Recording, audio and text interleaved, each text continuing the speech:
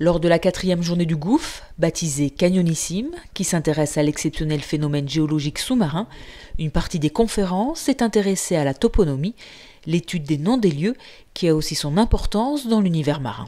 Pour nous, c'est essentiel. L'océan fait partie de l'humanité, l'océan fait partie des solutions auxquelles l'humanité doit trouver pour faire face aux nouveaux problèmes, et en particulier le changement climatique. Et donc, il faut le préserver. Et pour bien préserver, il faut le connaître. Et pour le connaître, rien de mieux que de nommer, parce qu'on a un lien particulier avec le lieu, parce qu'on connaît ce lieu. Un concours ouvert au grand public a donc été lancé avec l'Ifremer pour baptiser 8 lieux remarquables du Gouffre. Le choix des lieux a été fait par Hugo et par moi. On a choisi, il y avait beaucoup de lieux, on en a choisi certains parce qu'ils étaient emblématiques du canyon, comme les méandres. C'est le seul canyon du golfe de Gascogne qui présente des méandres.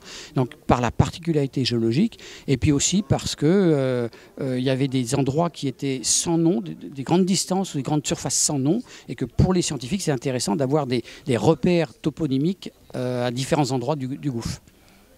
Des repères toponymiques importants pour les scientifiques, mais également les pêcheurs, les plongeurs et tous les passionnés du Gouffre, qui sont nombreux au vu de l'engouement suscité par ce concours, dont les résultats ont été révélés lors de cette journée du Gouffre.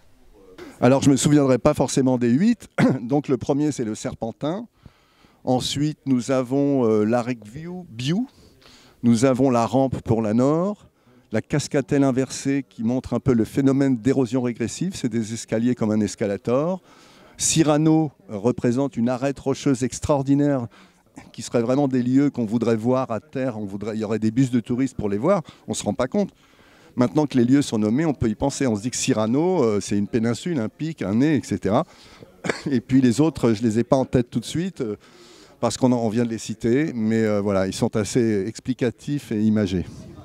Le Serpentin, Circus Cabarrus, Vatevielle, Landera, Cyrano, la cascatelle inversée, la Ragview et la rampe sont donc les 8 noms qui ont été retenus par le comité de sélection et qui devraient apparaître prochainement sur les cartes officielles.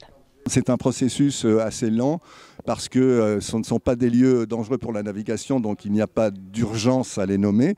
Mais par contre, dans des nouvelles éditions de cartes, j'ose espérer, puisqu'on a avec nous les gens du CHOM, qui vont le présenter à l'IHO, les organismes internationaux. J'espère que ces noms vont devenir officiels.